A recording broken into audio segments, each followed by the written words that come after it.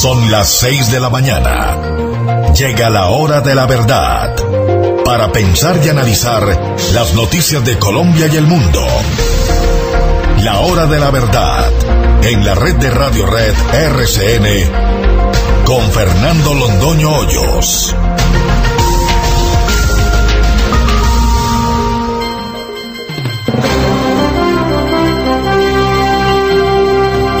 Buenos días, son las 6 de la mañana de este jueves 11 de mayo de 2017.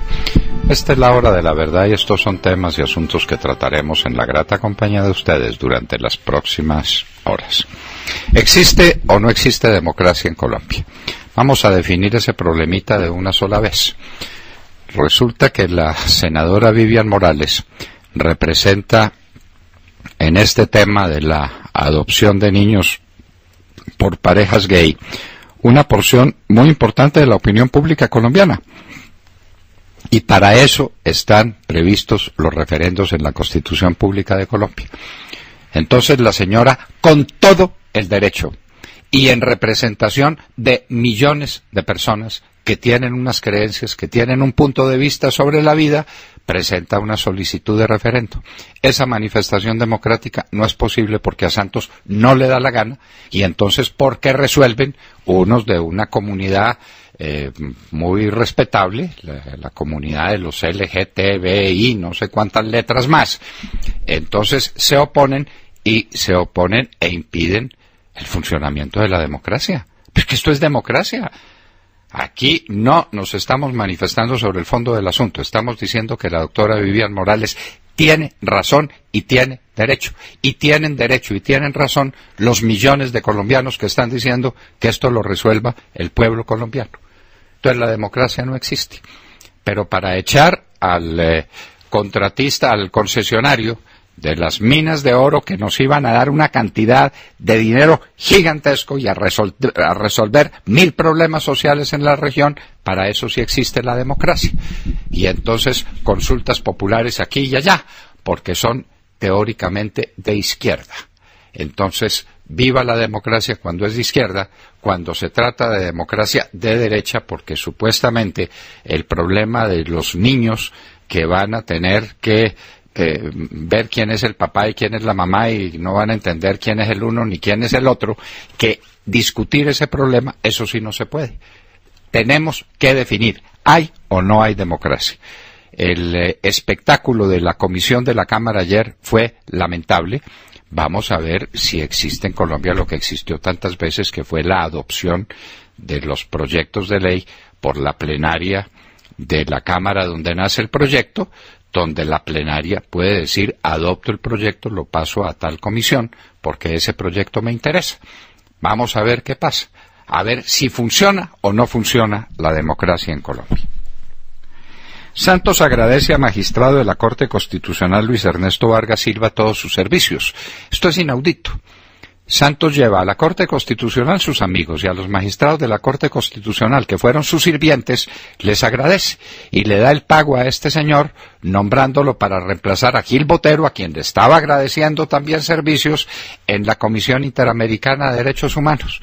Él no fue elegido por los países, simplemente ese era un representante de Colombia. Y entonces el representante de Colombia es el magistrado de la Corte Constitucional a quien Santos le debe favores y le paga los favores. Si esto no es una vergüenza democrática, yo no sé qué es la vergüenza democrática. Santos lleva a la Corte Constitucional sus amigos y servidores, y los lleva a los gremios. Y al gremio que no le camina, lo tritura, como está pasando con Fedegan.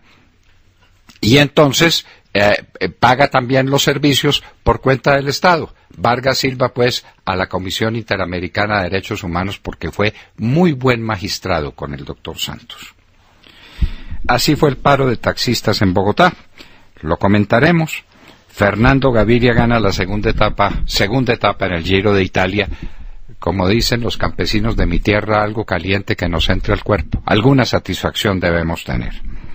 Maya, el tartufo, denuncia al presidente Uribe por acumular tierras baldías. Yo quiero preguntar qué tiene que ver el Contralor con esto.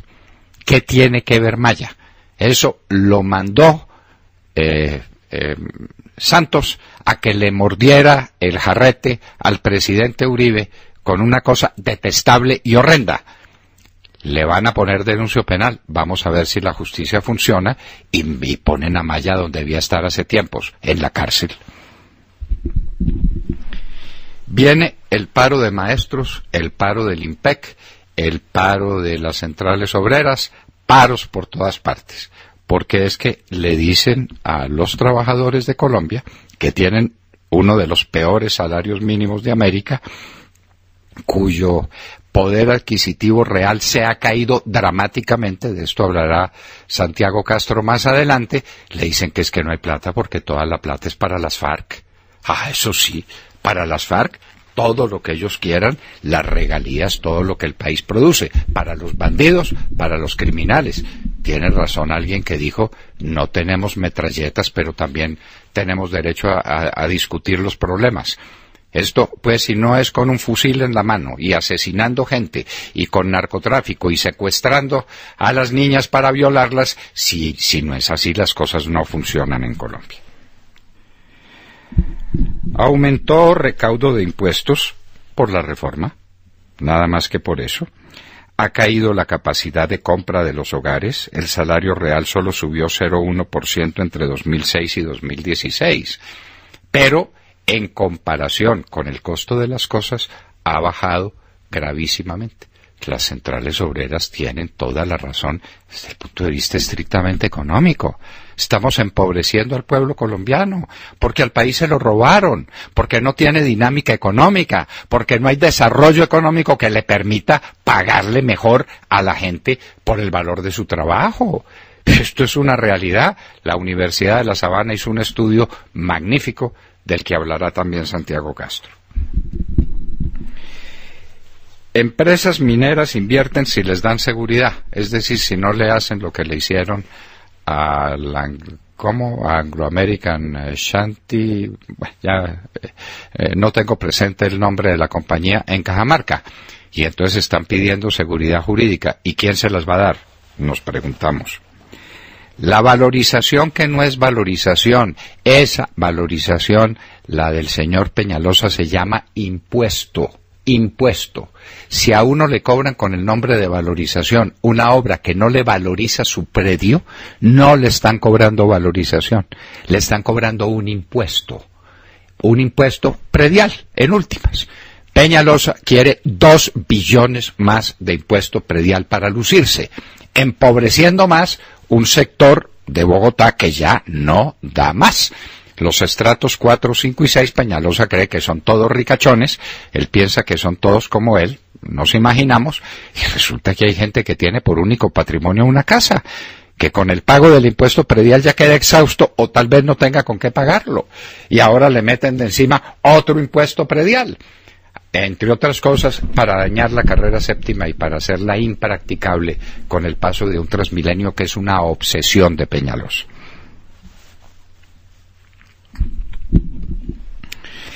El genocidio en Venezuela. Esto ya tiene cifras. El año pasado en Venezuela murieron 11.466 bebés. ¿Cuántos por falta de atención? ¿Cuántos por falta de medicinas y de falta de incubadores? Y hubo un aumento de 2/3 partes sobre el año pasado, donde ya era muy alto, de muertes de mujeres en los partos. Esto no hay derecho, esto es un genocidio. ¿Cuántas veces lo hemos dicho en la hora de la verdad? Maduro es un genocida. Ese es el legislador que tenemos aquí en Colombia a través de la Comisión de Seguimiento. La marcha en Buenos Aires por reducción de penas a militares. Los militares en la Argentina están presos, es que estas cosas ocurrieron a comienzos de los años 70, llevan 20 años presos, 30 años presos, se están muriendo de viejos en las cárceles, les van a aliviar su condición y hay una marcha de miles en las calles. En cambio, en Colombia, a criminales que hicieron cosas infinitamente peores que las de los militares en la Argentina, si es que en esas materias puede haber diferencia de grado, a esos hay que darles impunidad plena. ¿Esto cómo es? Rescatan 500 personas en Libia, sigue el éxodo, de africanos por el Mediterráneo hacia Europa, dice jamás que no iba a suavizar sus condiciones frente a Israel. Fondo ganadero. Aquí parece que hoy van a hacer un engendro. En el Código Civil antiguo eso se llamaba hijo de dañado y punible ayuntamiento.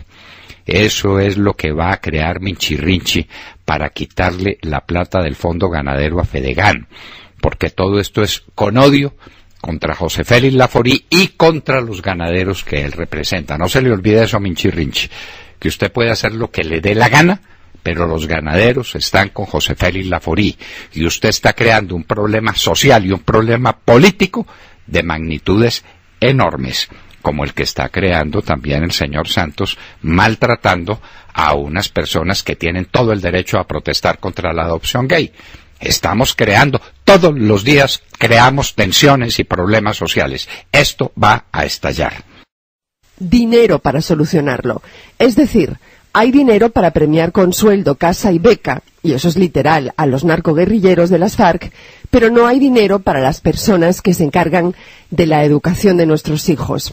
Este paro dejará 8 millones de estudiantes en sus casas con todo lo que eso implica, insisto, pero este paro sienta también un precedente y expresa el profundo descontento ante un gobierno que muchos sienten que no gobierna para el país, sino que gobierna para las FARC.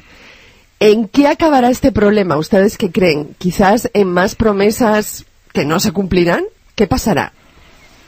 Pues esto se dice con plata. Y el gobierno dice que no la tiene y los maestros dicen que sí. Lo que pasa es que la aplica a lo que no la debe ser.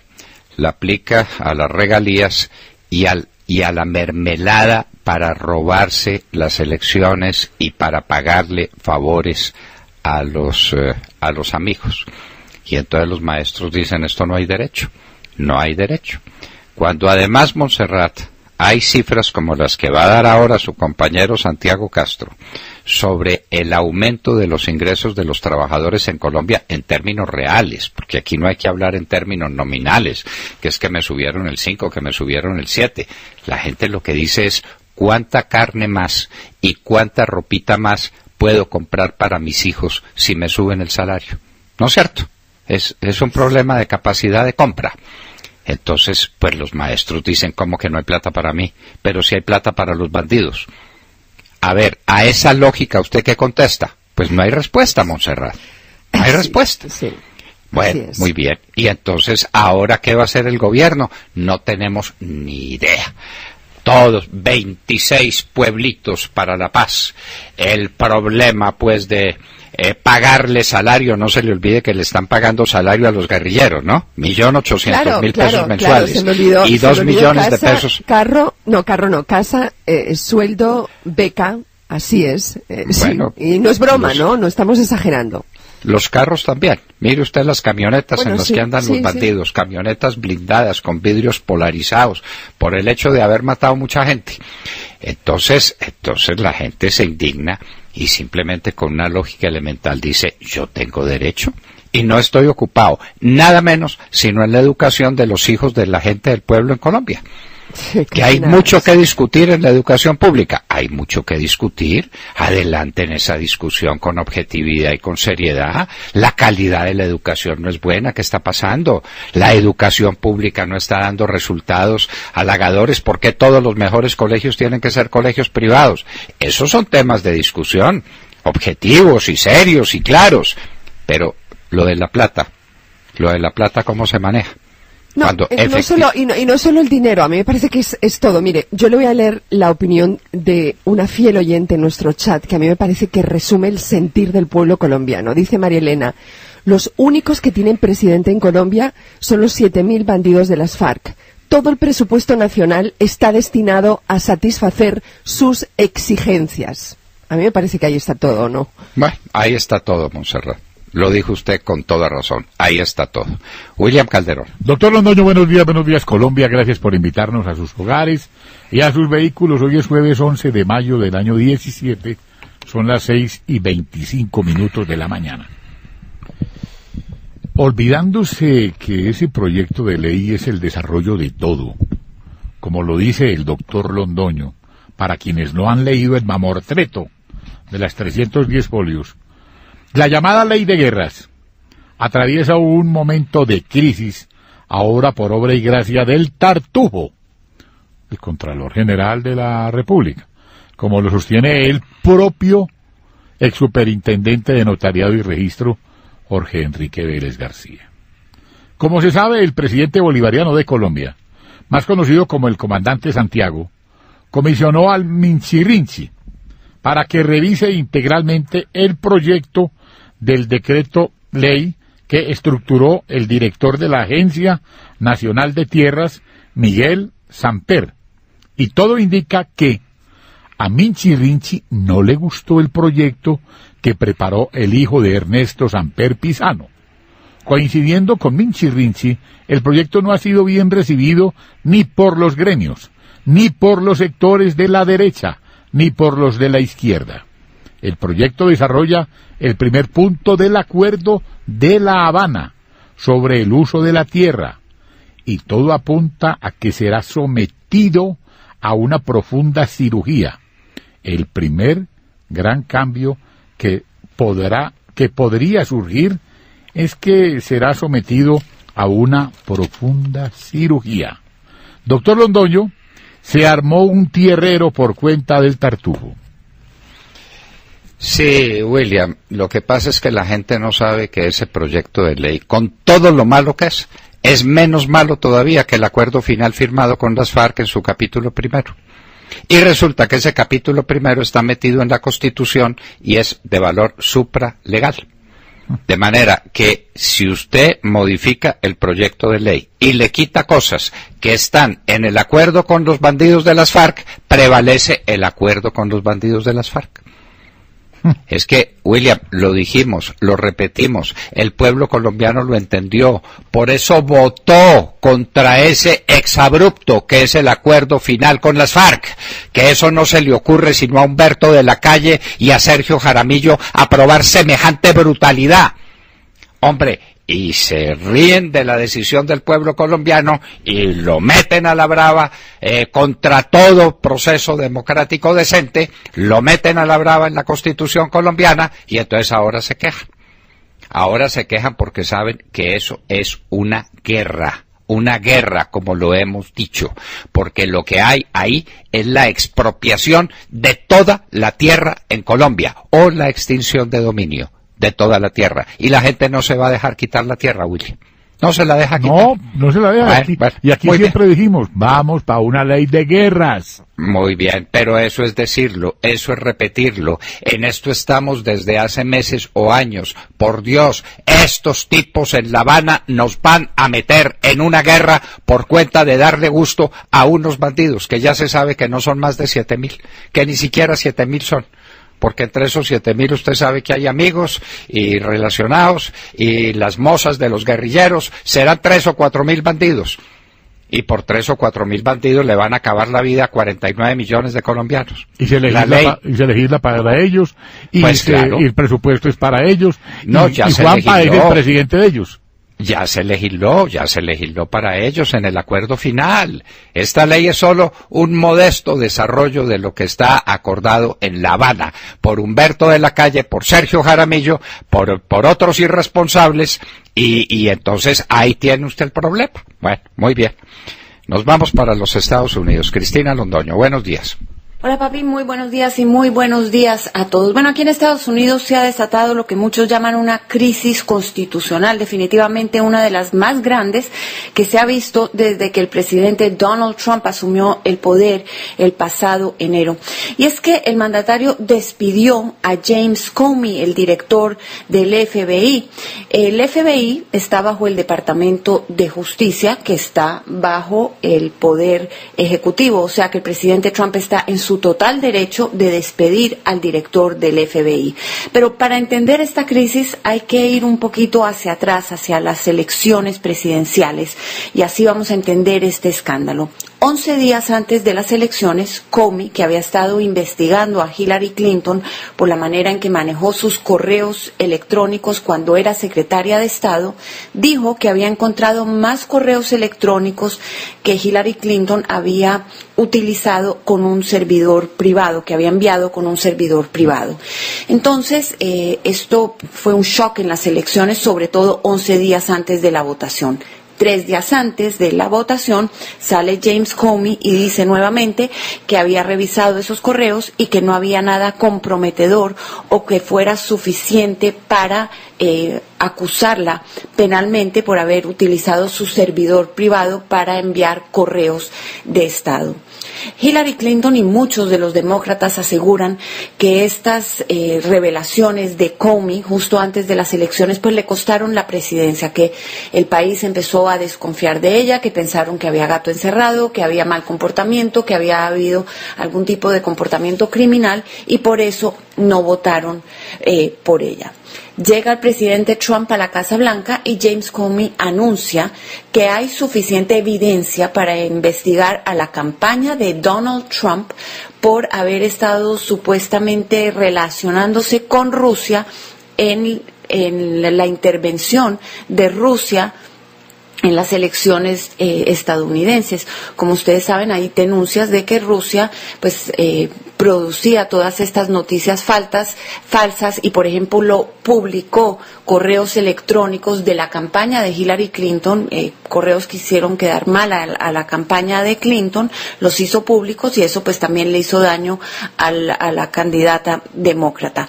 Entonces, Comey anuncia que él está investigando si miembros de la campaña de Donald Trump estuvieron pues ayudando o estuvieron de alguna manera asociados con Rusia para hacerle daño a la campaña de Hillary Clinton.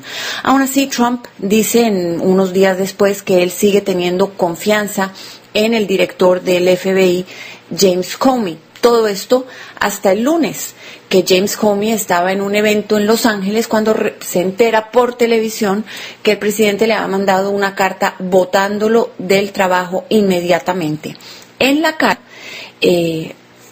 en que lo vota y le dice que queda despedido inmediatamente, agradece que le hubiera aclarado 3 veces que él personalmente, que Donald Trump personalmente no estaba involucrado en la investigación del FBI. Sin embargo, el mandatario dice que James Comey no estaba haciendo un buen trabajo. La Casa Blanca está asegurando que Donald Trump decidió sacar a James Comey bajo recomendación del secretario de Justicia, de Jeff Sessions, y su segundo al mando, el segundo en el Departamento de Justicia. ¿Cuál es el problema? Que hay otro problema en este caso. Es que Jeff Sessions trabajó en la campaña de Donald Trump y él se tuvo que apartar de cualquier cosa relacionada a la investigación sobre lo que pasó con la campaña de Trump y los supuestos vínculos con Rusia, porque él era parte de la campaña de Trump. Entonces ahora lo que están diciendo los demócratas es que cómo es posible que él recomiende que voten a la persona que está al mando de esa investigación.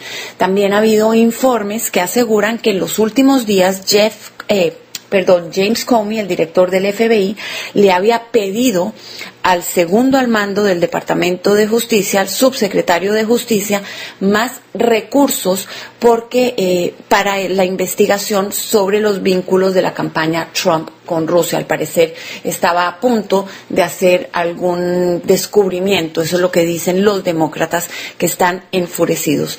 Entonces ahí es donde está el lío y el grandísimo escándalo. Los demócratas, que detestaron siempre a James Comey, que lo querían ver fuera del FBI, pues no lo querían ver votado por Trump, y mucho menos en momentos en que los estaba investigando.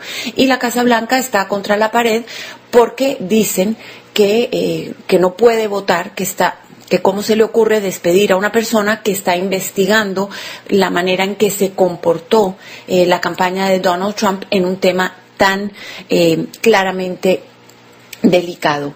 La investigación sigue, eso es lo que dice la Casa Blanca, pero hay muchos demócratas enfurecidos que están pidiendo que se nombre un fiscal especial para que sea el que ahora investiga los supuestos vínculos de la campaña de Donald Trump con Rusia y la injerencia que habrían tenido para influenciar en las elecciones de los Estados Unidos. ¿Qué tan grave es esto? Bueno, no se veía aquí en Estados Unidos que un presidente votara a una persona, a un dirigente o director de una agencia de la ley que lo estaba investigando desde Richard Nixon, y ustedes saben muy bien cómo eso acabó. Un tema apasionante, enredado, claro está, pero hay que explicarlo porque esto va a haber mucha más tela por cortar. Es lo que tengo por el momento. Ahora regreso contigo al estudio, papi, que tengas muy buenos días y muy buenos días a todos. Muchas gracias, Cristina. Menudo problema en los Estados Unidos. Le seguiremos la pista a esta nueva encrucijada en la que se encuentra Donald Trump. Santiago Castro. Doctor Londoño, muy buenos días y muy buenos días para todos nuestros oyentes y para los compañeros aquí en la mesa. Sigue su curso en el Congreso de la República el proyecto de ley que busca ampliar en 2 horas la jornada nocturna. Los senadores pidieron concepto a la ministra de Comercio, quien está en desacuerdo, e insistió en que las condiciones macroeconómicas internas y externas del país plantean que no es un buen momento para el incremento de los costos de contratación. Esta posición, doctor Londoño, va en contravía del impulso que en su momento le había dado al proyecto Clara López como ministra del Trabajo, quien alegaba que beneficiaría a más de 1 millón de trabajadores. Por su parte, la Asociación Nacional de Comercio Exterior, ANALDEX, ha expresado su preocupación, recordando que un país que creció por debajo del 2% en 2016 no puede incrementar los costos de producción.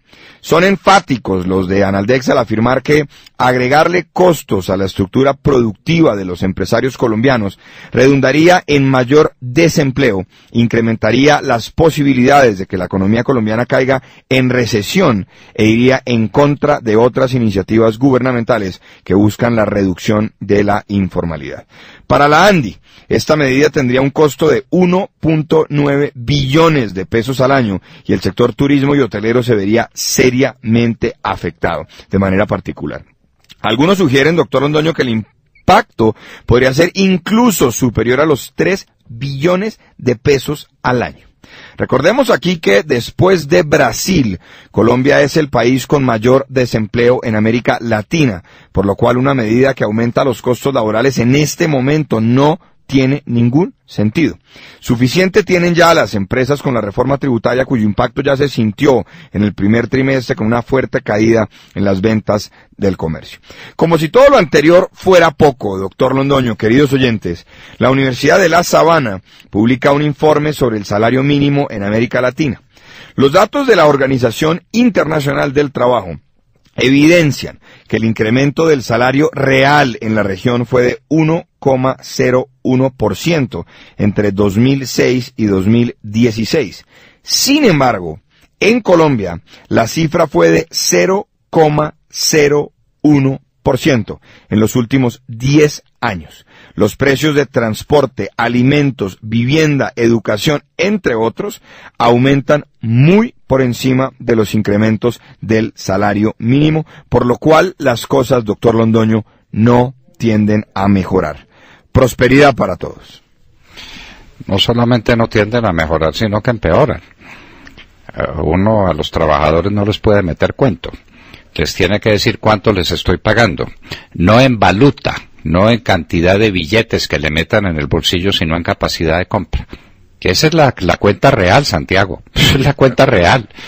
Y si el aumento real del salario en Colombia es del 0.01% en 10 años, ¿no? Del 2006 al 2016. Sí, señor, 10 años. Pues, mejor dicho, no han tenido aumento real. Mientras que los costos sí tienen aumentos reales. Entonces, ¿cómo hace la gente?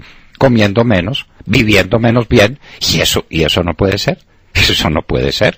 La economía colombiana está profundamente trastornada, porque no se le olvide, la plata que teníamos para el desarrollo se la robaron. ¿Y qué tal la robaron? Entonces, para tratar de mejorar los ingresos de unos, acaban plazas de trabajo para otros. Entonces, que el desempleo suba. Muy bien. Entonces, eso es lo que se les ocurre. Subir los costos que está pagando la industria cuando no hay dinero porque el Estado se llevó la plata. Y se llevó la plata para repartirla en mermelada. Los de Ecopetrol, los que hicieron semejante bestialidad sin protestar, son responsables de esta cosa horrenda que está ocurriendo. Ahí hay que preguntarle, más que a los presidentes, a los miembros de la Junta Directiva de Ecopetrol, cómo es que no protestaron cuando obligaron a que Ecopetrol repartiera toda la plata en dividendos para que los del gobierno se la pudieran robar repartiéndola en mermelada sobre la tostada. Se dice fácil, ¿no? Se dice fácil. Y en un minuto estaremos con otro precandidato presidencial por el Centro Democrático, tal vez el más elocuente y diserto de todos, Carlos Holmes Trujillo. Estará con nosotros en un minuto en la hora de la verdad.